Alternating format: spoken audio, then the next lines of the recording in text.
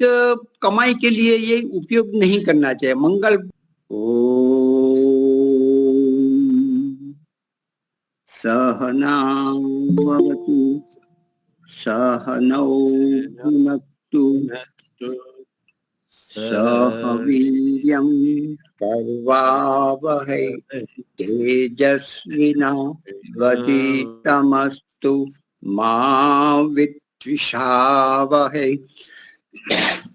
ओम शांति शांति शांति। सबको सादर नमस्ते जी।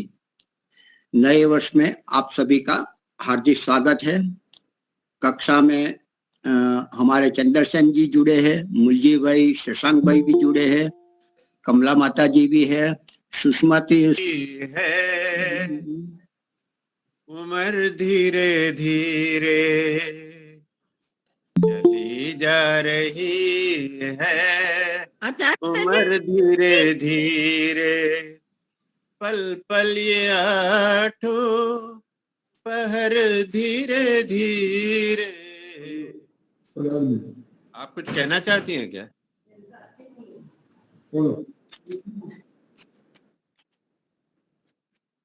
अच्छा, तो आज मैं या उनको गाना है तो गाने दीजिए, कोई बात नहीं है, मैं कल गा लूंगा। ठीक है ठीक है, कोई बात नहीं।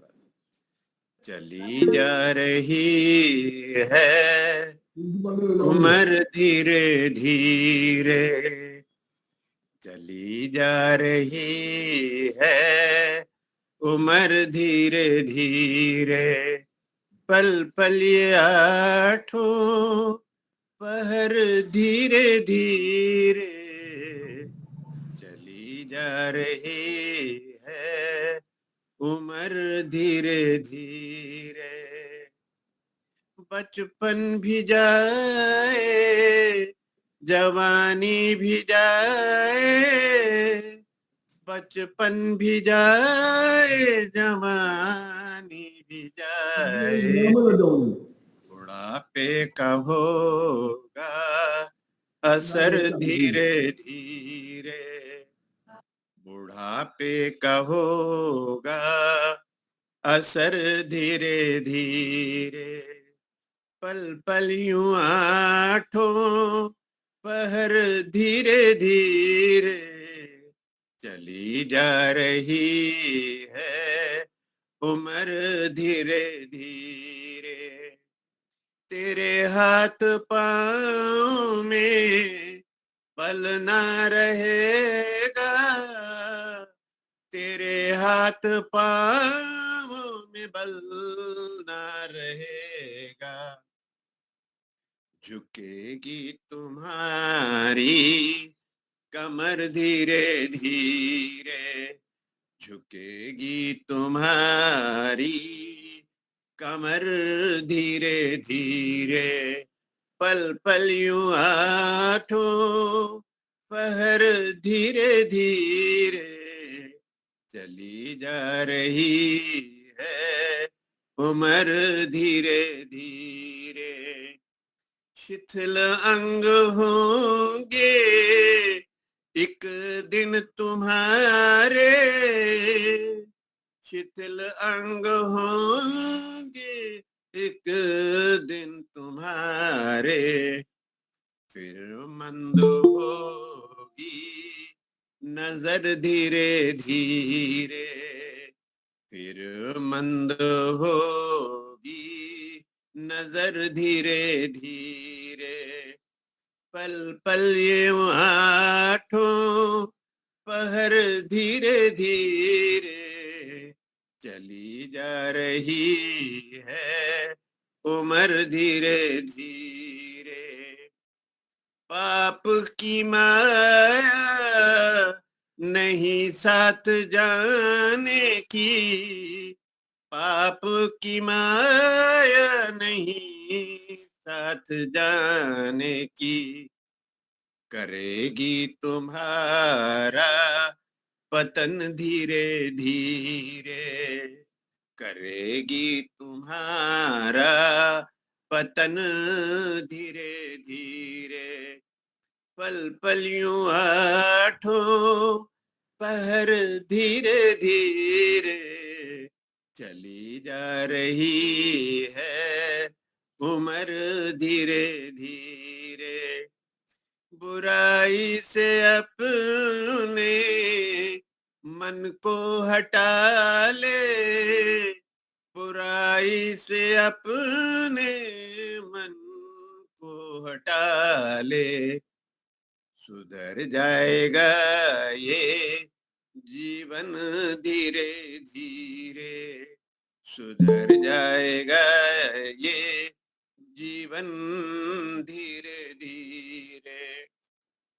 पल पल यूं आठों पहर धीरे धीरे चली जा रही है, उम्र धीरे धीरे प्रभु के भजन में मन को रमा ले, प्रभु के भजन में मन को रमा ले, मिल जाएगा वो सजन धीरे धीरे, मिल जाएगा वो सजन धीरे धीरे।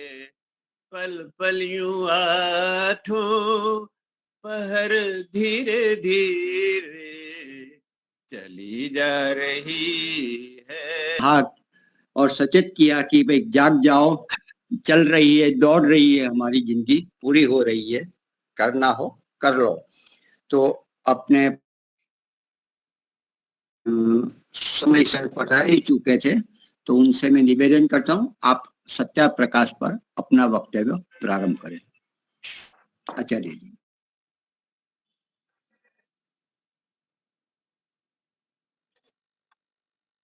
आचार्य जी को नमस्कार। हाँ जी, आप सबको भी बहुत बहुत शुभकामनाएं। आइए एक बार गायत्री मंत्र का पाठ करेंगे, तत्पश्चात कथा आरंभ करते हैं।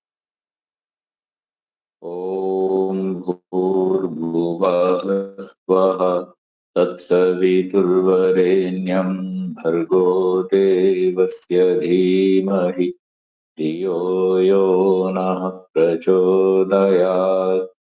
ओम शन्नो मित्र शं वर्णः शन्नो भवत्वर्यमा शन्न इन्द्रो बृहस्पतिः शं नो विष्णुरुक्रमा। नमो ब्रह्मणे नमस्ते वायो त्वमेव प्रत्यक्षं ब्रह्मासि त्वामेव प्रत्यक्षं ब्रह्म वदिष्यामि ऋतं वदिष्यामि सत्यं वदिष्यामि तन्मामवतु तद्वक्तारमवतु अवतु मामवतु वक्तारम् अवतु मामवतु वक्तारम्। ओम शांति शांति शांति। सभी को सादर नमस्ते। उपस्थित वंदनीय मातृशक्ति, धर्म प्रेमी सज्जनों, आदरणीय मुनि जी, सत्याप्रकाश के 8वें समोल्लास में पिछले अंक में हमने चर्चा की थी कि ये जो अद्भुत सृष्टि है, इस सृष्टि का निर्माण परमेश्वर के अतिरिक्त और कोई नहीं कर सकता। महर्षि ने बड़े सुंदर ढंग से इस बात को हमें बताया कि कैसे उस परमात्मा ने इतनी सुंदर सृष्टि की रचना की है और अति सूक्ष्म से लेकर के अति विस्तृत तक ये सुंदर संसार उसने हमारे लिए बनाया है। सब प्राणियों के भोग के लिए, उनके कर्म फल के लिए और उन्हें अनेक प्रकार के सुखों से युक्त करने के लिए ये व्यवस्था परमेश्वर ने की। और इस संसार में सुख जो है वो बहुत अधिक है, लेकिन हमारे जो कर्म हैं उनके कारण से कभी कभी हमें दुख भी भोगना पड़ता है। तो इसलिए जो व्यक्ति ज्ञान पूर्वक अपने जीवन को जीते हैं वो इन सुख और दुख के चक्र से बाहर निकलने का प्रयास करते हैं और निरंतर आगे बढ़ते हुए परमात्मा की सृष्टि में आनंद का अनुभव करते हैं। देखिए, सुख और दुख जो है वो बहुत ज्यादा आनंद, ये अनुभव का विषय। आप एक ही परिस्थिति में सुखी भी हो सकते हैं और उसी परिस्थिति में आप दुखी भी हो सकते हैं। जैसे मैं एक उदाहरण देता हूं आपको कि लोग व्यापार करते हैं और व्यापार करते समय वो आवश्यकता के अनुसार और कई बार अपनी एम्बिशंस, महत्वाकांक्षाओं के अनुसार अपने कुछ टारगेट्स, कुछ गोल सेट करते हैं। अभी किसी ने व्यक्ति ने गोल सेट किया कि मुझे इस साल में 50% का प्रॉफिट होना चाहिए, 40% का प्रॉफिट होना चाहिए, 40% का प्रॉफिट होना चाहिए, इस टारगेट को लेकर के वो चला और किसी कारणवश वो टारगेट जो है वो अचीव नहीं हो पाया, 35% या 30% प्रॉफिट। अब इसमें दो परिस्थितियां हो सकती हैं। एक तो व्यक्ति इस बात को लेकर के प्रसन्न हो, खुश हो कि चलो हम 40 का टारगेट लेके चले थे लेकिन फिर भी हमने 30% अचीव किया और हम प्रॉफिट में कोई लॉस नहीं हुआ। लेकिन कोई कोई व्यक्ति और कोई कोई नहीं बल्कि ज्यादातर व्यक्ति इस बात को लेकर के दुखी देखे जाते हैं। मैं तो चूंकि कॉर्पोरेट में काम करता हूँ, तो हमारे जो सेल्स के लोग हैं या जो बिजनेस संभालने वाले लोग हैं, उन सबको हम जब टारगेट्स अचीव नहीं होते तो बड़ा दुखी होते देखते हैं। ऐसा लगता है जैसे कोई नुकसान हो गया, जबकि वहां है वो फायदे में, लेकिन फिर भी अपनी जो उन्होंने इच्छा जोड़ दी थी, या जैसे कहना चाहिए जो कर लिया था और उसको अचीव नहीं कर पाए, तो संतोष के अभाव में वो उसी परिस्थिति में दुख का अनुभव कर रहे हैं, जबकि इसी परिस्थिति में सुख का भी अनुभव किया जा सकता है। ऐसे जीवन के हम बहुत सारे क्षेत्रों में देख सकते हैं कि हम लोग कई बार प्रयास करते हैं किसी चीज की प्राप्ति के लिए, तो जो प्राप्त हुआ है वो भी कम नहीं होता, लेकिन फिर भी हम अनेक बार दुख और सुख ये अपनी मनोवृत्ति के अनुसार अनुभव करते हैं। तो ये मन पर निर्भर है, इसलिए मन को हम जितना अपने वश में करेंगे, मन को हम जितना प्रकार से समझाएंगे और परमेश्वर की इस बनाई हुई सृष्टि में हम जितना जितना उसकी रचना को देख करके आनंदित होंगे, उतना उतना हमारा सुख बढ़ता जाएगा। और जितना जितना हम अपने बनाए हुए टारगेट्स, अपने बनाए हुए गोल्स, अपने कल्पित जो बहुत सारे हमारे जीवन लक्ष्य हैं, उनके लिए अगर हम प्रयासरत रहेंगे, तो निश्चित मान लीजिए कि हमको उतनी सुख, उतनी खुशी, उतना आनंद प्राप्त नहीं हो पाएगा जो हम प्राप्त कर सकते। एक और बात मैं आपसे कहना चाहता हूँ, बहुत सारे लोग जो है जीवन में बड़े बड़े अवसरों को खोजते रहते हैं कि हमारे जीवन में ये वाला अवसर आएगा तब हम खुश होंगे, वो वाला अवसर आएगा तब हम खुश होंगे, और जो छोटे छोटे रोज के अवसर हैं उनको वो मिस कर देते। तो व्यक्ति को अवसरों को खोजना नहीं चाहिए, बल्कि जो अवसर उसे प्राप्त हैं उन अवसरों का आनंद लेना चाहिए। आप अपने बड़े लक्ष्य बनाएं, उन बड़े लक्ष्यों को प्राप्त करने के लिए आप तत्पर रहें, आप उनके लिए मेहनत करें, ये सब अच्छी बात है। लेकिन जो नियमित रूप से आपको परमेश्वर की कृपाएं मिल रही हैं, जो रोज के आपके सुख हैं, जो रोज के आपके एक दूसरे के साथ जुड़े हुए प्रसन्नता के अवसर हैं, उन अवसरों को अगर हमने इन सब चीजों के लिए खो दिया, तो निश्चित मानिए फिर हमारा जीवन का जो जिसे हम कहते हैं जो लबोलबाब है, या जो हमें प्राप्ति होगी अंत में, वो हम बहुत सारी चीजों को पीछे छोड़ करके काफी कम अचीव कर पाएंगे जो हम कर सकते हैं। तो इसलिए यहाँ पर स्वामी जी इस बात को बताते हुए, एक सृष्टि के निर्माण को बताते हुए, साथ साथ ये भी बता रहे हैं कि कितनी अद्भुत सृष्टि उस परमात्मा ने बनाई है और कैसे बढ़िया ढंग से उसने सबका निर्माण किया है कि वो अपने अपने जीवन में सब भोग्य पदार्थ जो उनको चाहिए उनको सबको प्राप्त है, और उनको प्राप्त करते हुए अपने जीवन में सुख भोग सकते हैं। दूसरी एक और बात इसको हमें समझना चाहिए यहाँ पर इस बात से कि हम ये भी जान करके और मान करके अच्छी तरह से दृढ़ता से अपने मन में चलें कि कभी भी किसी भी परिस्थिति में हम केवल और केवल अपने पुरुषार्थ, अपने कर्मों को ही निर्धारित कर सकेंगे। हम अपने भोग को कभी भी निर्धारित नहीं कर सकेंगे। यानी अगर कोई व्यक्ति फोकस इस बात पे रखता है कि मैं कितना अचीव करना चाहता हूं, तो उसको अपना पूरा एफर्ट जो है वो काम पे लगाना चाहिए, न कि ये विचार करने पर कि हमें क्या अचीव होगा। अगर वो अचीव करना चाहता है तो फोकस एफर्ट्स पे लगाए। अगर वो फोकस को डाइवर्ट करके अचीवमेंट पर ले आएगा, फल पर ले आएगा, तो वहां पर वो फेल हो जाएगा, और इसलिए वो उस सुख को, उस आनंद को या उन पदार्थों को प्राप्त नहीं कर पाएगा ठीक प्रकार से जो वो कर सकता था। इसीलिए श्री कृष्ण ने भी इस बात को समझाया है, वेद में भी इसी बात को समझाया गया, और पूरी तरीके से जो मनुष्य का फोकस है उसको कर्म पर लाने का प्रयास किया गया। कुर्वन्ये वेह कर्माणि जिजीविषेचतम समा, ये मंत्र जो यजुर्वेद का है, ये भी हमको यही सिखाता है। कर्मण्येवाधिकारस्ते जो गीता का श्लोक है, ये भी हमको यही सिखाता है कि हमारी जो संपूर्ण प्रवृत्ति है वो कर्म पर फोकस्ड होनी चाहिए, हम परमात्मा की इस सृष्टि को देखें जैसे परमात्मा ने बिना किसी इच्छा के अपने स्वभाव मात्र से इस सृष्टि का निर्माण किया और इसमें किसी भी पदार्थ को भोगने की उसकी इच्छा नहीं रहती। इसी प्रकार से हम भी अपने जीवन में कर्म भाव से, अपने जीवन में एक साक्षी भाव से, या अपने जीवन में हम इस रूप में कि हम इस संसार में आए हैं अपने प्रारब्ध के कारण से, और हमें अब ऐसे कर्म करने हैं कि जिससे हम इस जीवन में सुख पूर्वक रहें और आगे हम जो भी हमारे कर्म है उनको सुधारें, मोक्ष की तरफ आगे बढ़ें, जीवन लक्ष्य की तरफ आगे बढ़ें। ऐसा व्यक्ति जो काम करता है, या इसको सोच करके जो व्यक्ति अपने जीवन में काम करता है, वो निश्चित रूप से इस संसार को भी अच्छी प्रकार से भोग पाता है, वो अपने धर्म का भी ठीक प्रकार से पालन कर पाता है, और फिर अपने जीवन लक्ष्य अर्थात मोक्ष को भी प्राप्त करता है। तो स्वामी जी की जो भाषा है, या स्वामी जी ने जिस प्रकार से इन चीजों को समझाया है, इसको हमें गहराई से चिंतन करके, श्रवण के बाद मनन, मनन के बाद निधिध्यासन, ये बहुत आवश्यक है, नहीं तो हमारी जो प्रक्रिया है वो पूर्ण नहीं। तो हम इसको एक बार पढ़ें, पढ़ने के बाद में इसको चिंतन करें, विचार करें कि आखिर स्वामी जी क्या कहना चाहते हैं। इन सूत्र रूपों में जो बातें उन्होंने शास्त्रों की हमको बतलाई हैं, इनका कितना विस्तार हम अपने मन में कर सकते हैं और कहाँ तक इसको अपने जीवन के साथ जोड़ सकते हैं, ये बहुत समझने की आवश्यकता है। अब एक प्रश्न किया गया, आदि सृष्टि में मनुष्य आदि की बाल्या, युवावस्था या वृद्धावस्था में सृष्टि हुई। तो हमने पिछली बार भी इसको बात किया था कि ये सृष्टि जो हुई वो युवावस्था में हुई, क्योंकि यहाँ पर लॉजिकली स्वामी जी इस बात को समझाने का प्रयास कर रहे हैं कि जो बालक होगा तो उसको पालन करने के लिए दूसरे लोगों की आवश्यकता पड़ेगी, और जो वृद्ध होगा तो उससे आगे की सृष्टि नहीं चल सकती। तो इसलिए उन्होंने युवा अवस्था में जितने भी मिथुन बनाए अर्थात जोड़े बनाए, वो सब युवा अवस्था में थे, जिसके द्वारा फिर ये सृष्टि आगे बढ़ती गई। ये भी प्रश्न किया गया कि पहले मनुष्य की उत्पत्ति हुई या पृथ्वी की उत्पत्ति हुई। तो वहां पर भी स्वामी जी स्पष्ट रूप से बहुत ही लॉजिकली तार्किक ढंग से वो समझा रहे हैं कि भाई पहले पृथ्वी की उत्पत्ति हुई। सिंपल है, क्योंकि अगर पृथ्वी नहीं होगी तो लोग रहेंगे कहां पर। तो इसलिए पहले रहने का स्थान, फिर भोग्य वस्तुएं, तत्पश्चात जीवों की उत्पत्ति आरंभ हुई, और उसमें भी मनुष्य की उत्पत्ति सबसे बाद में। अब यहाँ एक और प्रश्न है, कभी सृष्टि का प्रारंभ है व नहीं?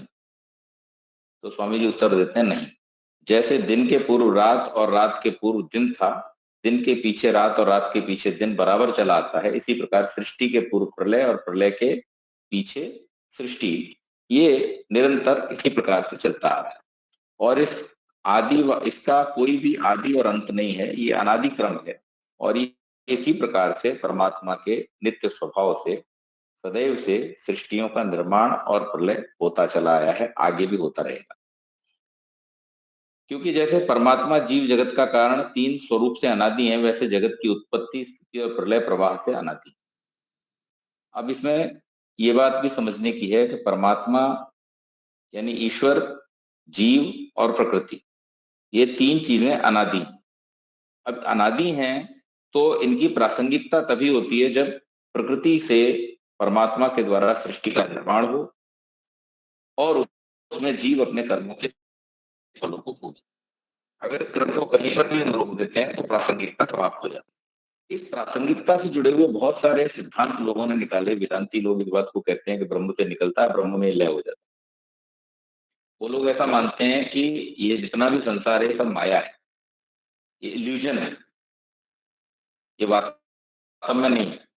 और ये जो आत्माएं हैं, ये आत्माएं जो है वो परमात्मा की ही चेतना है, और ये चेतना बिखर जाती है छोटे छोटे टुकड़ों में, और फिर ये भोग करती है, और उसके बाद में फिर परमात्मा अपनी माया को समेट लेता है और ये संसार फिर से उसके अंदर समाहित हो जाता है। वो उपादान कारण मानते हैं परमात्मा को।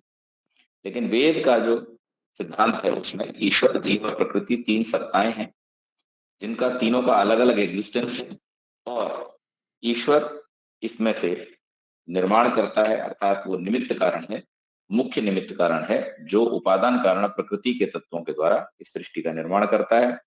और जीव जो है वो साधारण निमित्त भी है और भोक्ता भी है।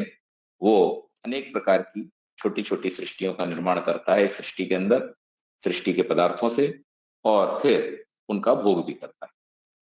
अब यह एक प्रश्न किया गया कि ईश्वर ने किन्हीं जीवों को मनुष्य जन्म, किन्हीं को सिंहादि क्रूर जन्म, किन्हीं को हरण, गाय और आदि पशु, किन्हीं को वृक्ष आदि, कृमि, कीट, पतंग आदि जन्म दिए हैं। इससे परमात्मा पक्षपात, तो स्वामी जी उत्तर देते हैं पक्षपात नहीं आता, क्योंकि उन जीवों के पूर्व सृष्टि में किए हुए कर्मानुसार व्यवस्था करने से जो कर्म के बिना जन्म देता तो पक्षपात, यानी जिसको जो भी जन्म मिला है वो उसके पूर्व कर्मों के अनुसार मिला है।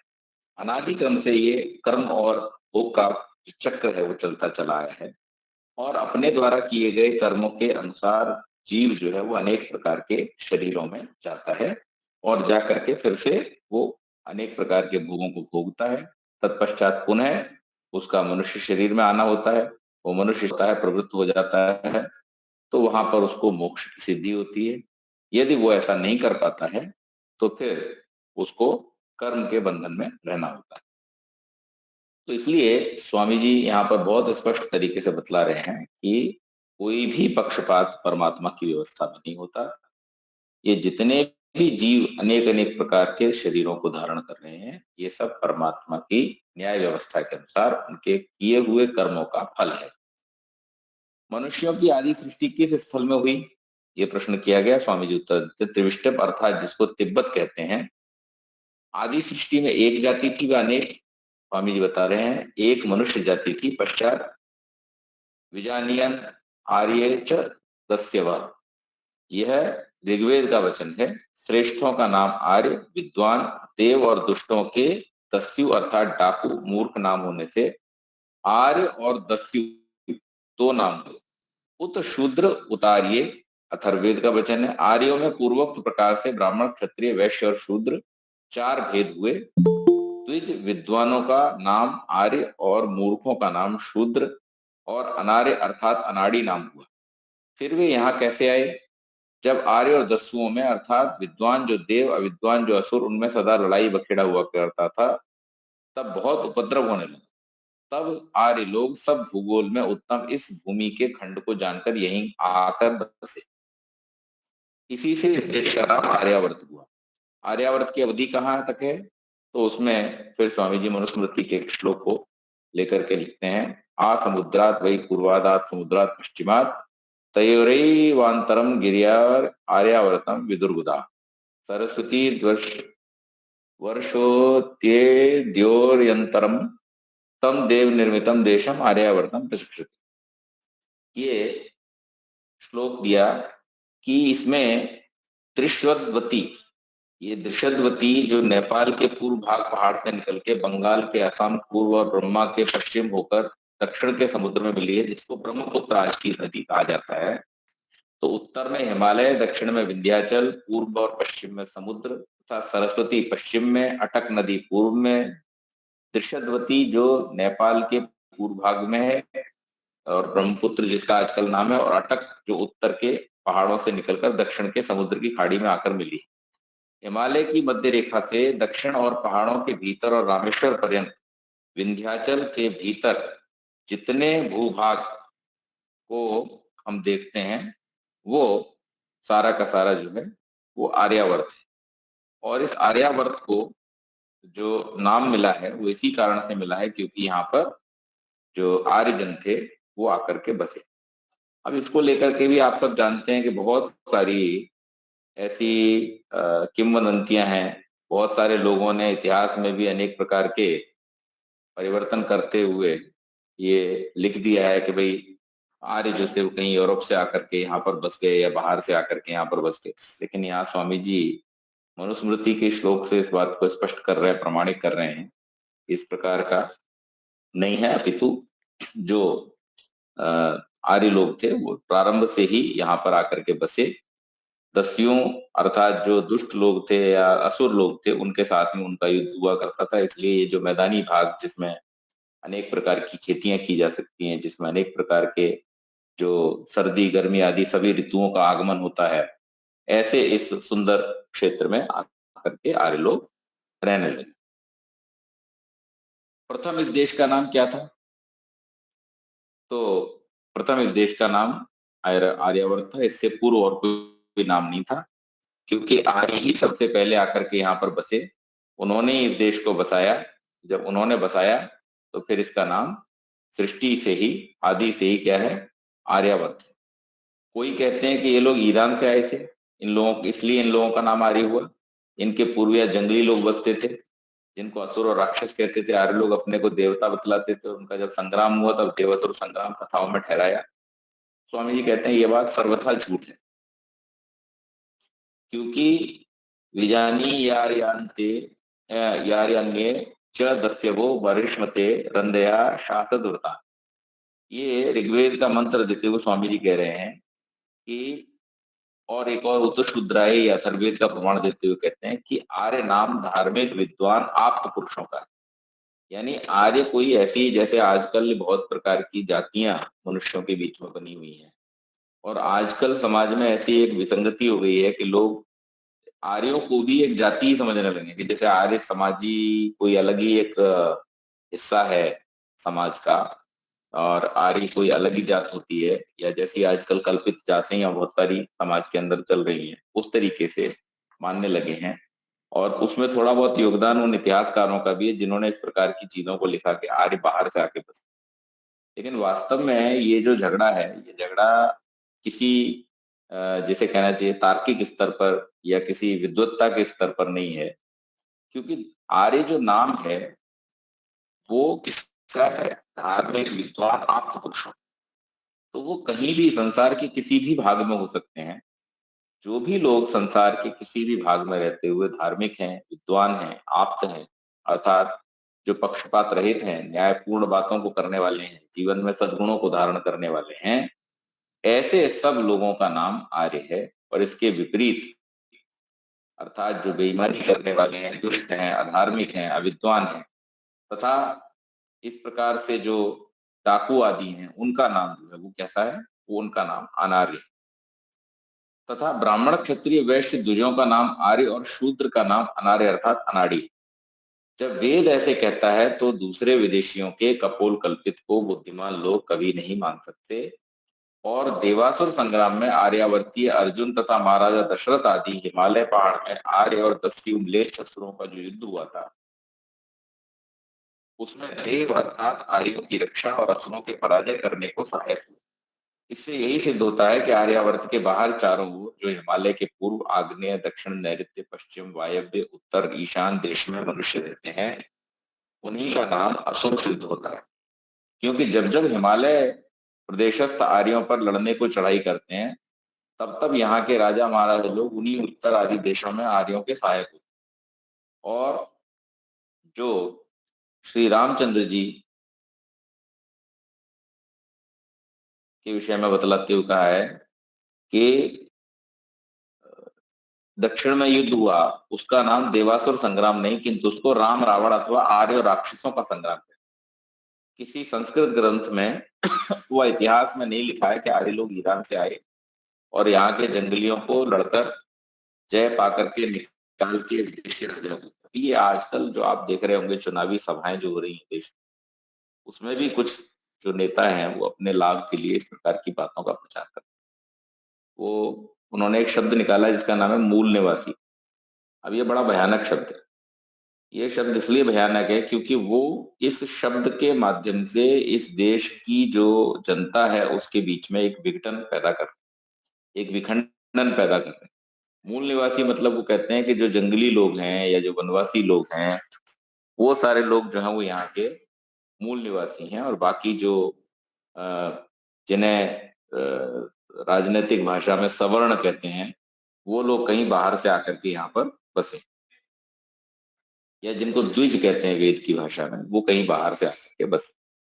जबकि हमारी पूरी संस्कृति, हमारा पूरा साहित्य, हमारे पूरे आर्ष ग्रंथ इस बात को बहुत चिल्ला चिल्ला कर कहते हैं कि हमारे यहाँ किसी भी प्रकार का कोई फिक्स्ड वर्ण नहीं होता, जाति व्यवस्था का तो कोई जिक्र ही हमारे यहाँ नहीं है। वर्णों का जो क्रम है वो इस प्रकार है कि जो जैसी योग्यता को धारण करता है वो वैसे वर्ण का वर्ण कर लेता है। वर्ण शब्द ही अपने आप में वर्ण करने को प्रेरित करता है। तो इसलिए ये सारी की सारी जो बातें हैं ये अवैधिक होने के कारण से ग्रहण करने योग्य नहीं है, और हमें इस बात को सदैव ध्यान में रखना चाहिए।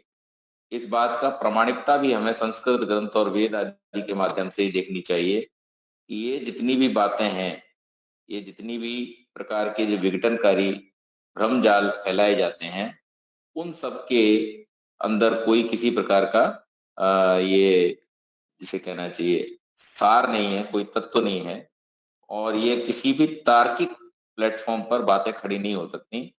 केवल मात्र ऐसा है कि ये लोगों ने अपने अपने स्वार्थ के लिए, लोगों को भरमाने के लिए और लोगों को आपस में लड़ा करके अपने स्वार्थ सिद्ध करने के लिए इस तरीके की बातों को फैलाया। यहाँ से न किसी को निकाला गया, न कोई यहाँ आकर के बसा। आज भी जिस देश में जो रहने वाले हैं उनके वैसे ही देखिए, आप देखते होंगे कि हर भौगोलिक क्षेत्र में जो रहने वाले लोग हैं उनके जो शारीरिक रचनाएं हैं वो अलग अलग प्रकार की। जैसे आप अगर थोड़ा सा भारत से ऊपर की तरफ चले, तो ऊपर की तरफ आप जब चलेंगे तो नेपाल, भूटान, चाइना, जापान, इन सब लोगों की जो शारीरिक संरचना है, उनका जो चेहरा होता है, उनकी जो नाक है, उनकी जो आंखें हैं, इनको, और फिर आप थोड़ा सा और ऊपर चले जाएं, रशिया, यूरोप की तरफ जब चले जाएंगे, तो वहां रहने वाले जो लोग हैं उनकी शारीरिक बनावट, उनके चेहरा, उनकी नाक, उनकी आंखें इस प्रकार से। और फिर थोड़ा सा इधर दक्षिण की ओर चले जाएंगे, अफ्रीका आदि में चले जाएंगे या दक्षिणी अमेरिका में चले जाएंगे, तो वहां रहने वाले जो लोग हैं जिनको अश्वेत कहा जाता है, वहां पर ऐसे लोगों को उनकी शारीरिक बनावट, उनकी जिस प्रकार की रचनाएं हैं, और भारत में रहने वाले लोग, नॉर्थ अमेरिका में रहने वाले लोग, अरब में रहने वाले लोग, इन सबकी आपको भौगोलिक रचनाएं जब आप देखोगे, इनकी जो शारीरिक रचनाएं आप देखोगे, तो वो एकदम अलग अलग है। और उससे ये बात स्पष्ट है कि किसी को कहीं लाके बसाया नहीं गया, किसी को कहीं से मार के भगाया नहीं गया। इस सृष्टि में परमात्मा ने ये सब व्यवस्था बहुत ही अच्छे ढंग से की हुई है। और आर्य उन लोगों का नाम है, वो वहां भी हो सकते हैं, यहाँ भी हो सकते हैं, अमेरिका में भी हो सकते हैं, इंग्लैंड में भी हो सकते हैं, कहीं भी हो सकते हैं, जो धार्मिक है, निष्कपट है, जो सब प्रकार से। लेकिन आदि सृष्टि जब हुई उस समय में ये क्षेत्र नहीं थे, इसलिए यहाँ से विकसित होकर के फिर अलग अलग देशों में पहुंच गए। तो ये ऐसा कहना कि किसी को भगा दिया, किसी को रख दिया, वो सब बातें ठीक नहीं है। अब इसके आगे आगे कहते हैं, जो आर्यावर्त देश से भिन्न देश है वे दस्यु देश और म्लेच्छ देश कहलाते। यानी जिन देशों में आर्यत्व तो नहीं है, या जिन देशों में अभी सभ्यता का या संस्कृति का विकास नहीं हुआ, जिन्होंने वेदों का अध्ययन नहीं किया, और वो पशुओं की भांति अनेक प्रकार के मांस आदि का भक्षण करने वाले और उसी प्रकार की जीवन शैली को जीने वाले, जिनका जीवन केवल मात्र आहार और अपने घर आदि बना देना, संतान उत्पत्ति करना, इतने तक ही सीमित है, तो ऐसे लोग जो हैं उनको म्लेच्छ की संज्ञा दी जाती है, क्योंकि वे मनुष्य के शरीर में होने पर भी मनुष्योचित व्यवहार को नहीं करते। तो जो आर्यावर्त देश से भिन्न है वे दस्यु देश और म्लेच्छ देश कहलाते हैं। इससे भी यह सिद्ध होता है कि आर्यावर्त से भिन्न पूर्व देश से लेकर ईशान, उत्तर, वायव्य और पश्चिम देशों में रहने वालों का नाम दस्यु और म्लेच्छ या असुर है। और नैऋत्य, दक्षिण तथा आग्नेय दिशाओं में आर्यावर्त से भिन्न रहने वाले मनुष्यों का नाम राक्षस। अब भी देख लो, हबशी लोगों का स्वरूप भयंकर, जैसा राक्षसों का वर्णन किया है वैसे ही दिख पड़ता है। और आर्यावर्त की सूद पर नीचे रहने वालों का नाम नाग, और उस देश का नाम पाताल इसलिए कहते हैं कि वह देश आर्यावर्तीय मनुष्यों के पाद अर्थात पग के तले है। और उनको नागवंशी अर्थात नाग नाम वाले पुरुष के वंश के राजा होते थे। उसी की उलोपी राजकन्या से अर्जुन का विवाह हुआ था। अर्थात इक्ष्वाकु से लेकर कौरव पांडव तक सर्व भूगोल में आर्यों का राज्य और वेदों का थोड़ा थोड़ा प्रचार आर्यावर्त देश से भिन्न देशों में भी रहा। तथा इसमें प्रमाण यह है कि ब्रह्मा का पुत्र विराट, विराट का मनु, मनु के मरीचि आदि 10 इनके स्वयंभव 7 राजा और उनके संतान इक्ष्वाकु आदि राजा, जो आर्यावर्त के प्रथम राजा हुए, जिन्होंने यह आर्यावर्त बसाया है, अब अभाग्योदय से और आर्यों के आलस्य, प्रमाद, परस्पर के विरोध से अन्य देशों के राज्य करने की तो कथा ही क्या कहे। किंतु आर्यावर्त में भी आर्यों का अखंड, स्वतंत्र, स्वाधीन, निर्भय राज्य इस समय नहीं है। जो कुछ है सो भी विदेशियों के पादाक्रांत हो रहा है। कुछ, एक सेकंड होल्ड करेंगे।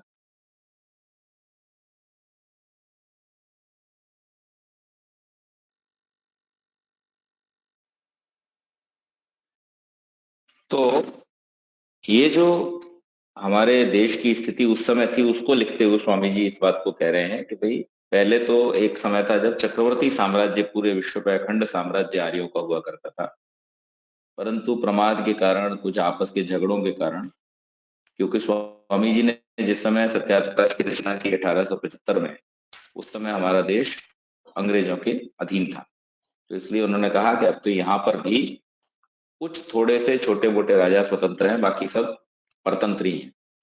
दुर्दिन जब आता है तब देशवासियों को अनेक प्रकार का दुख भोगना पड़ता है। अब यहाँ पर एक बहुत महत्वपूर्ण स्टेटमेंट स्वामी जी दे रहे हैं, जिसको हमें समझना चाहिए कि कोई कितना ही करे, परंतु जो स्वदेशीय राज्य होता है वह सर्वोपरि उत्तम होता है, अथवा मत मतांतर के आग्रह रहित, अपने और पराये का पक्षपात शून्य, प्रजा पर पिता माता के समान कृपा, न्याय और दया के साथ विदेशियों का राज्य भी पूर्ण सुखदायक नहीं है। ये बात स्वामी जी ने उस समय में कही जिस समय में अंग्रेजों के खिलाफ बोलने की कोई हिम्मत नहीं करता। उस समय भी स्वामी जी इस बात को बड़े स्पष्ट ढंग से कह रहे हैं कि हम कितना ही कोई अच्छा राजा क्यों ना हो, अगर वो विदेशी है तो उसको हम किसी प्रकार से अपने ऊपर सुख का अनुभव करने वाला नहीं मान सकते, क्योंकि जो स्वदेशी राज्य होता है वही सर्वोपरि उत्तम होता है। इससे पहले आपको अगर इतिहास की घटना मालूम हो, चाणक्य के समय में जब सेल्यूकस की बेटी का विवाह हुआ यहाँ के राजा से, तो उस समय चाणक्य महामंत्री थे और उन्होंने एक शर्त रखी, और उन्होंने शर्त ये रखी कि ये विवाह तो हो जाएगा, लेकिन इस कन्या का जो संतान होगी उसको राजा बनने का अधिकार नहीं।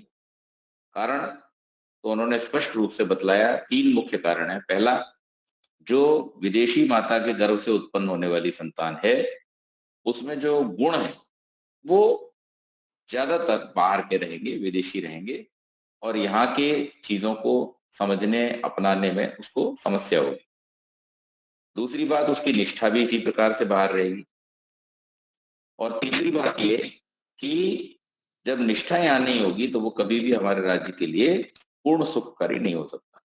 तो चाणक्य की भी यही धारणा थी, महर्षि दयानंद भी उसी धारणा को मानते हैं, और उनका ये स्पष्ट रूप से कहना है कि भले प्रजा के ऊपर मात्र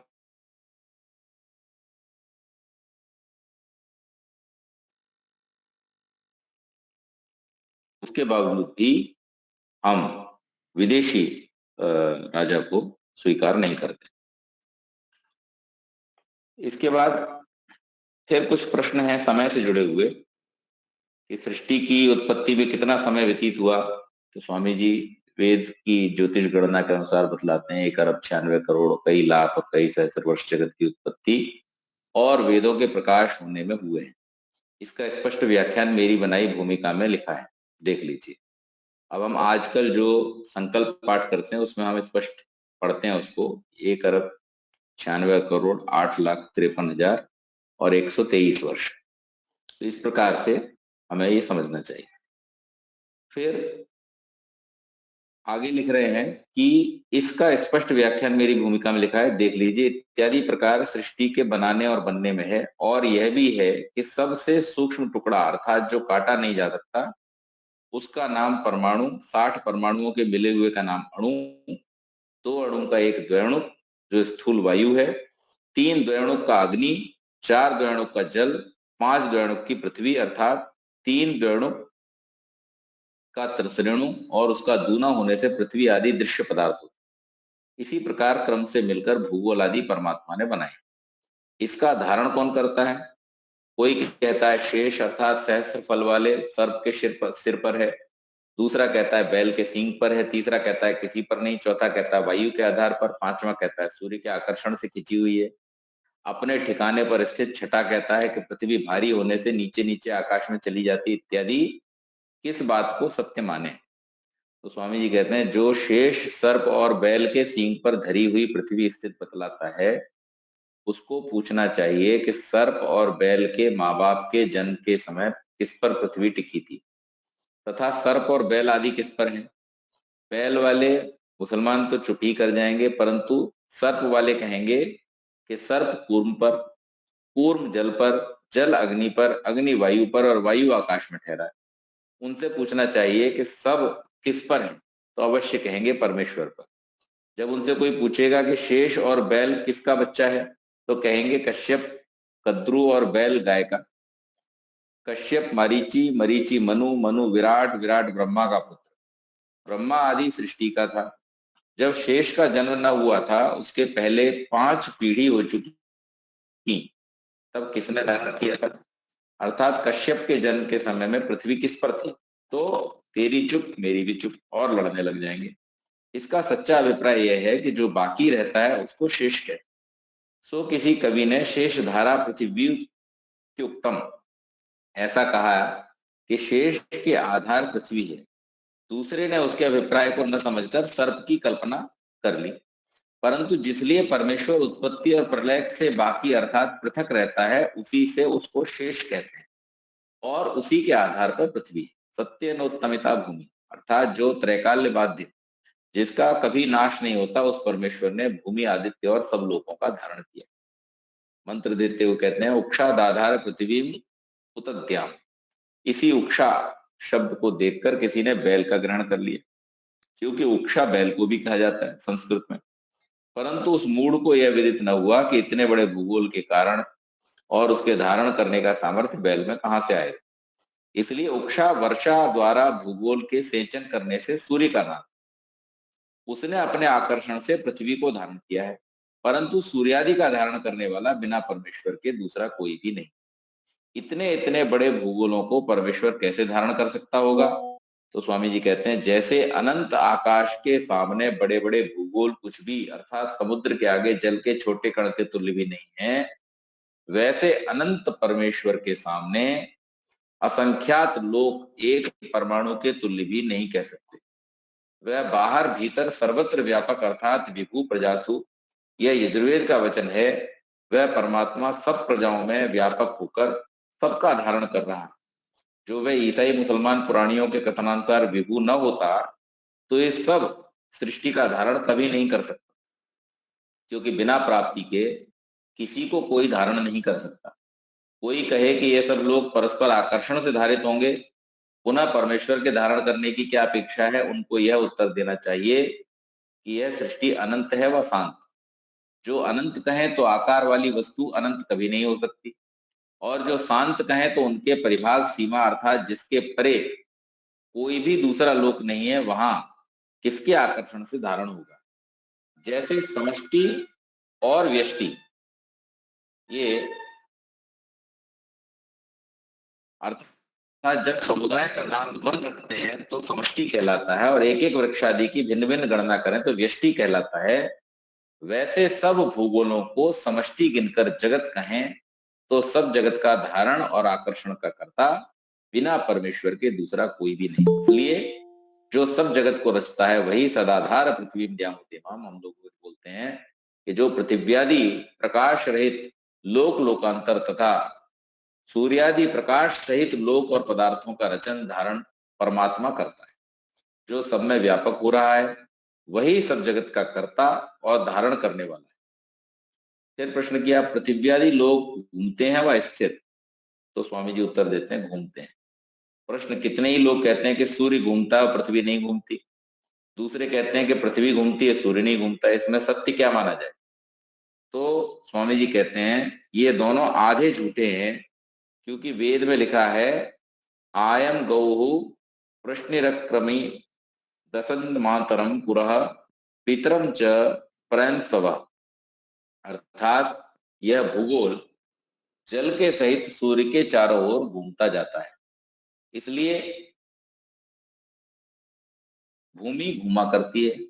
और आकृष्णेन रजसा वर्तमानो निवेशन्यमृतम मर्त्यम च हिरण्येन सविता रथेना देवो याति भुवनानि पश्यन्।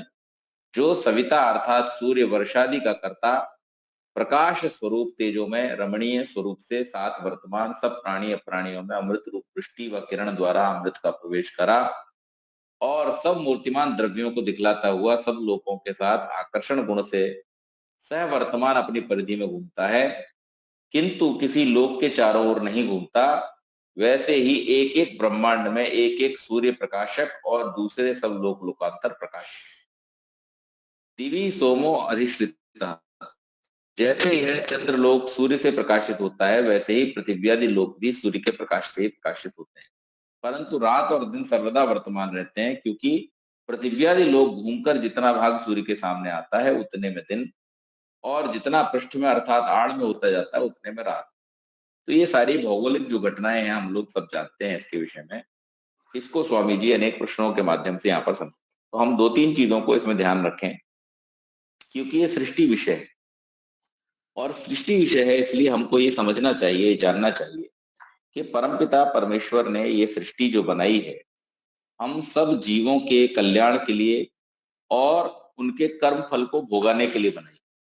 परमात्मा की व्यवस्था में किसी प्रकार का कोई अन्याय नहीं होता और परमात्मा सर्वशक्तिमान होता हुआ इस सृष्टि के निर्माण में सब पदार्थों का यथावत निर्माण करता है। यथावत निर्माण करने का अर्थ क्या है कि जहां जैसी जिसकी आवश्यकता है वहां वैसे पदार्थों का निर्माण किया है। आपने देखा होगा कि बहुत सारे प्राणी जो हैं वो माइग्रेटरी होते हैं, एक स्थान से दूसरे स्थान पर जाते हैं जब ऋतु परिवर्तन होता है। तो जिस प्रकार के जो माइग्रेशन करते हैं, जिस प्रकार की जो एक दूसरे स्थान पर जाने की गति करते हैं, उनको वैसे वैसे साधनों से परमात्मा ने युक्त किया हुआ है।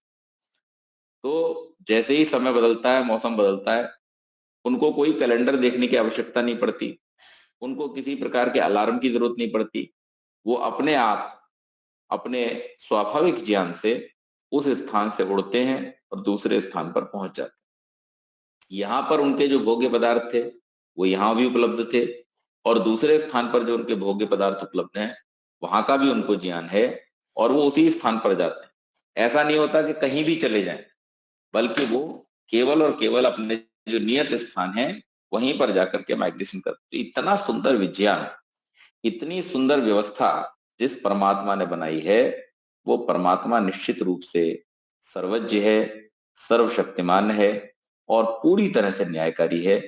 इसलिए हम सबको इस संसार में रहते हुए इस बात को सदैव ध्यान रखना चाहिए कि हम परमेश्वर की व्यवस्था में हैं और अपने आप को हम पूरी तरह से सुरक्षित मानें।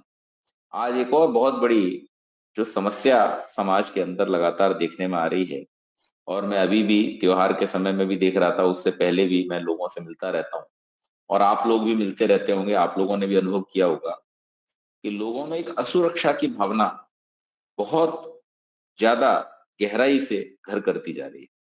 लोग अपने आप को सुरक्षित महसूस नहीं करते और अपनी सुरक्षा के लिए वो तरह तरह के साधनों को ढूंढते हैं। दूसरी तरफ व्यापारी लोग हैं जो लोगों को ये कह करके कि हम आपको सुरक्षित कर देंगे, अपना उल्लू सीधा करते हैं। वो तमाम तरीके के उनसे पैसे और बहुत सारे अन्य प्रकार के जो विनिमय है, एक्सचेंज है, वो करते हैं। तो ये जो असुरक्षा का भाव है, ये जो एक इनसिक्योर फीलिंग है, ये फीलिंग हमारे अंदर क्यों होती जा रही है या लोगों के अंदर क्यों होती जा रही है, उसका सबसे बड़ा कारण ये है कि हम इस संसार में रहते हुए इस बात को ठीक प्रकार से जान और मान नहीं पाते कि इस संसार का बनाने वाला, चलाने वाला, हमारे कर्मों का फल देने वाला, हमें एक शरीर से दूसरे शरीर में पहुंचाने वाला, हमारे भोग्यों की व्यवस्था करने वाला वो परमात्मा है। हमारा मनुष्य होने के नाते सिर्फ इतना काम है कि हम अपने जीवन में श्रेष्ठ कार्यों को करें, हम अपने जीवन में मुक्त होने के साधन को करें, अर्थात फंसने वाले काम न करें, बल्कि जिन कार्यों के द्वारा हम स्वतंत्रता का अनुभव करते हैं, ऐसे कार्य जो हमें प्रसन्नता देते हैं, ऐसे कार्य जो हमें उत्साह देते हैं, ऐसे कार्य जिनको हम दूसरों के साथ शेयर करते हुए आनंद का अनुभव करते हैं, ऐसे कार्यों को हमें अपने जीवन में अपनाना चाहिए। और वे सभी कार्य जिनके करने में हमको शंका होती है, लज्जा होती है, डर लगता है, ऐसे किन्हीं कार्यों में हमको नहीं फंसना चाहिए। तो फंसाने वाले कार्य कौन से हैं और नहीं फंसाने वाले कार्य कौन से हैं, इसका भी एक बहुत सुंदर, जैसे मीटर होता है ना, जो जज करके बताता है, थर्मोमीटर होता है जो टेम्परेचर जज करके बताता है, प्रेशर वाले मीटर प्रेशर जज करके बताते हैं। इसी प्रकार से परमात्मा ने भी सही और गलत का एक मीटर हमारे अंदर फिट किया हुआ है कि जब जब हमारे मन में उत्साह हो, उमंग हो, आनंद हो, हर्ष हो, जिन कार्यों को करते समय उनको करना चाहिए, और जिन्हें करते समय हमारे मन में शंका हो, लज्जा हो, भय हो या किसी भी प्रकार की ग्लानि हो, तो ऐसे कार्यों को हमें नहीं करना चाहिए। जब हम ये करेंगे तो परमात्मा ने तो सृष्टि बनाई है, परमात्मा की सृष्टि के विषय में स्वामी जी ने बहुत सुंदर वर्णन इस समोल्लास में किया है। तो हम इस सृष्टि को जान करके, समझ करके, देख करके, और इतने सुंदर सुंदर जो पदार्थ उसने बनाए हैं इनका अनुभव करके अपने जीवन में आनंद उठाएं, अपने जीवन में लाभान्वित हों, इन पदार्थों का सदुपयोग करें, इनका दुरुपयोग न करें, इनका संरक्षण भी करें। संरक्षण करने के लिए हमारे ऋषियों ने हमको पद्धति दी है, अग्निहोत्र के माध्यम से हम इन पदार्थों का संरक्षण कर सकते हैं। गौ कृषि आदि के द्वारा हम इनकी रक्षा कर सकते हैं। तो हमें ये भी समझने का प्रयास करना चाहिए कि हम अपने जीवन में किस प्रकार से समझदारी पूर्वक इन पदार्थों का संरक्षण करें, अपने जीवन में किस प्रकार से अच्छे कार्यों को करते हुए अपने जीवन को और दूसरों के जीवन को लाभ पहुंचाएं। बड़ी विचित्र बात यह है कि जो पढ़ाई बच्चे स्कूल में करते हैं या यूनिवर्सिटी लेवल तक करते हैं, उस पढ़ाई में कहीं पर भी आज ये नहीं बताया जा रहा कि हमारी मनुष्य होने के नाते इस संसार में क्या भूमिका। कहीं कहीं छोटे छोटे प्रयास होते भी हैं, थोड़ी मोटी चीजें दिखाई देती हैं कि लोगों को बताई जाती हैं, बच्चों को छोटे छोटे स्पेशली बताने की कोशिश की जाती है। परंतु जिस स्तर पर हमें हमारे जीवन से किस प्रकार से लाभ लेना चाहिए और इस संसार में हमारी जो हार्मनी है वो किस प्रकार से हो सकती है, इस संसार के पदार्थों के साथ हमारा समायोजन किस प्रकार से हो सकता है, इस संसार में अन्य जो प्राणी हैं उनके प्रति हमारा क्या कर्तव्य, क्या दायित्व होना चाहिए, इन बातों को अभी भी स्पष्ट रूप से लोगों को, बच्चों को स्पेशली नहीं बताया जा रहा, जिसके अभाव में वो ये निर्णय लेने में सक्षम नहीं हो पाते कि हम क्या खाएं, कैसे रहें, कहाँ रहें, किस प्रकार का व्यवहार करें, किस प्रकार का आचरण करें। वो सब बातें अभी भी बहुत सारी धूमिल है। तो ये प्रयास होना चाहिए कि हम कम से कम अपने स्तर पर सत्यार्थ प्रकाश आदि जैसे ग्रंथों से ये बात समझ करके कि हम अपने बच्चों को कैसे संस्कार दें, उनको इस संसार में रहने का ढंग किस प्रकार से सिखाएं और कैसे हम उनको एक अच्छा व्यक्ति बनाएं ताकि वो अपने जीवन लक्ष्य को प्राप्त करने में सफल हो सकें। ये प्रयास प्रत्येक माता पिता को, प्रत्येक व्यक्ति को करना चाहिए। तो आज का ये विषय बहुत महत्वपूर्ण है, लेकिन ये बहुत सारी चीजें ऐसी हैं जो हम सब लोगों ने कई बार सुनी हैं। सृष्टि के विषय में, सृष्टि के लोकांतरों के निर्माण के विषय में बहुत सारी बातें स्वामी जी ने यहाँ पर बतलाई हैं। अपने अल्प सामर्थ्य और परमात्मा के अनंत सामर्थ्य के विषय में बतलाते हुए स्वामी जी समोल्लास को पूरा करते हैं। तो मैं इसको और अधिक न कहते हुए यही कह करके कि जीव कर्म करने में स्वतंत्र, परंतु कर्मों के फल भोगने में ईश्वर की व्यवस्था से परतंत्र है। वैसे ही सर्वशक्तिमान सृष्टि, संहार और पालन सब विश्व का करता है। तो परमात्मा के अधीन हम हैं, कर्म फल भोगने में, कर्म करने में हम स्वतंत्र हैं। तो हम अपनी स्वतंत्रता का पूरा पूरा लाभ लें और परमात्मा की बनाई हुई सृष्टि में अच्छी प्रकार से अपने जीवन को जिएं। ये 8वां समोल्लास यहाँ पर समाप्त होता है। इससे संबंधित अगर कोई प्रश्न हो तो आप लोग पूछ सकते। बहुत बहुत धन्यवाद। आचार्य जी नमस्ते। नमस्ते जी। आचार्य जी, असुर और राक्षस क्या एक ही है? हाँ, असुर और राक्षस एक ही हैं। सब देखिए, जो जैसे प्रवृत्तियों को धारण करने वाले अनेक प्रकार की संज्ञाएं हैं, दैत्य हैं, असुर हैं, राक्षस हैं, दस्यु हैं, ये सब अलग अलग श्रेणियां हैं। जैसे आर्यों की अलग अलग श्रेणियां हैं, ऐसे ही दस्युओं की भी अलग अलग श्रेणियां हैं। तो उसमें कैटेगरी वाइज कौन कितना ज्यादा दुष्ट है उसके हिसाब से उसकी संज्ञा दी गई है। तो किसी को राक्षस, किसी को दैत्य, किसी को असुर, किसी को डाकू, ये बहुत सारे नाम दिए गए। आचार्य, देवासुर युद्ध जो हुआ था वो अलग किस्म का था, राम रावण का कुछ अलग किस्म का था, ऐसा? दो अलग अलग बातें हैं। हाँ जी, राम और रावण के बीच में जो युद्ध है वो एक प्रयोजन को लेकर के है। सीता जी का जो हरण हुआ, उस बात को लेकर के वहां पर वो युद्ध हुआ है, जिसका वर्णन वाल्मीकि ऋषि ने किया है। देवासुर संग्राम जो है वो अनंत काल से चला आता है। जब जब अच्छे और बुरे लोग साथ में आएंगे तो वहां पर अच्छाई और बुराई के बीच की जो लड़ाई है उसका नाम है देवासुर संग्राम। तो ये निरंतर चलता है, ये व्यक्ति विशेष से जुड़ा हुआ नहीं है, ये एक सामान्य जो एक विरोधाभास है दोनों के प्रवृत्तियों में, गुणों में, उसके कारण से देवासुर संग्राम तो हमेशा से चलता आता है। और हमेशा उसमें ये बतलाने का प्रयास किया स्वामी जी ने इस समोल्लास में, ये जो राम, दशरथ और अर्जुन आदि ये जो अच्छे लोग रहे, ये हमेशा देवताओं के पक्ष में रहे, अर्थात अच्छाई के पक्ष में रहे, धर्म के पक्ष में रहे। और जो बुरे लोग थे, दस्यु लोग थे, वो हमेशा असुरों के पक्ष में रहे। तो ये जो पक्ष की जो लड़ाई है, धर्म युद्ध की जो बात है, जैसे महाभारत का जो युद्ध है, तो महाभारत का युद्ध जो है वो धर्म युद्ध है ना, ये एक प्रकार का देवासुर संग्राम ही है, क्योंकि एक प्रवृत्ति है वो आसुरी प्रवृत्ति है, दूसरी प्रवृत्ति वो जो देव प्रवृत्ति है। परंतु राम और रावण के बीच का जो युद्ध है वो बहुत पर्टिकुलर है, वो एक विशेष कारण को लेकर हुआ युद्ध, तो उसको हम देवासुर संग्राम नहीं कहते, इस रूप में ये भिन्न है। क्योंकि बराबर पुराणों की वजह से ये धारणा बन गई है कि देवताओं का और असुरों का युद्ध हुआ, फिर उसके बाद तो बहुत सारी कहानी है, उसमें से अमृत निकला, ये निकला, वो निकला, बहुत सारी चीजें निकलती गई।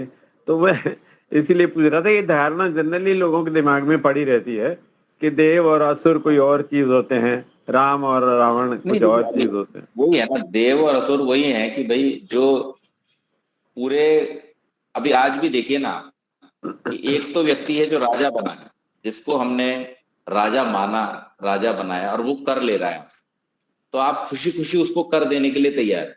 अपनी इनकम का 30% आदमी आराम से दे देता है कि चलो ठीक है भाई, हम हमारा राजा है, उसको प्रशासनिक व्यवस्था के लिए आवश्यकता है, वो ले रहा है तो हम दे देते। लेकिन वही आपसे कोई छीने तो आप 2% भी देने को तैयार नहीं है, कारण क्योंकि वो अनऑथराइज्ड है। तो देवता और राक्षस का फर्क यही है कि एक ऑथराइज्ड वे में, एक लीगल वे में काम करता है, दूसरा अनऑथराइज्ड तरीके से इलीगल वे में काम करता है। जो इलीगल तरीके से काम करता है वो राक्षस है। आज भी हैं, डाकू हैं, छीन के ले जाते हैं, तो उनको क्या करते हैं फिर देवता लोग, उनको हम लोग देवताओं की शरण में जाते हैं। हमारे जो प्रशासनिक अधिकारी हैं वो देवता हैं, हमारे जो न्यायाधीश हैं वो हमारे देवता हैं, हमारा जो राजा है वो हमारा देवता है, तो उसकी शरण में हमें जाना पड़ता है। राजा को ही इंद्र कहा जाता है, तो वो हमें न्याय दिलाता है। तो ये सब चीजें जो हैं वो उसी रूप में है। लेकिन क्या होता है, कवियों के पास थोड़ी सी फैसिलिटी होती है या लिबर्टी होती है, जिसे कहना चाहिए, वो लिबर्टी का इस्तेमाल करते हैं कि किसी भी वस्तु को, किसी भी व्यक्ति को या किसी भी घटना को वो अलंकारिक ढंग से प्रस्तुत करते हैं, ताकि पढ़ने वाले को, सुनने वाले को रुचि जागृत। तो उस दृष्टि से उन्होंने अलंकारिक वर्णन किए बहुत सारे। अब लोग उनको शाब्दिक रूप में वैसा का वैसा ही समझ लें, तो उससे फिर जैसे अभी वो बैल का उदाहरण दिया था, उक्षा दाधार पृथ्वी की बात जो कही थी, तो वहां उक्षा का अर्थ वहां सूर्य लेना चाहिए, लेकिन वहां पे ले क्या लिया, बैल ले लिया। अब बैल भी उक्षा है और सूर्य भी उक्षा है, तो उसको अगर आप गलत तरीके से समझेंगे तो फिर वो गड़बड़ हो जाती है। तो ये अलंकारिक वर्णन सारे बहुत अच्छे से किए गए हैं, पर उनको समझने की आवश्यकता। जी बहुत बहुत धन्यवाद। हाँ, समय हो चुका है तो शांति पाठ करते हैं।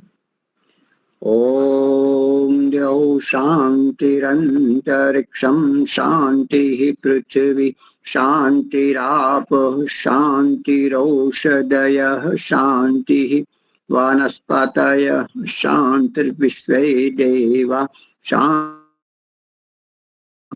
सर्वं शांति शांतिरेव शांति सामा शांतिरेधि। ओम शांति शांति शांति। जी, सोमवार को हम मिलेंगे पुनः 4 बजे। कल लाकरोड़ा वाला हूँ, सुरेश भाई राजकोट से आने वाले हैं। दूसरे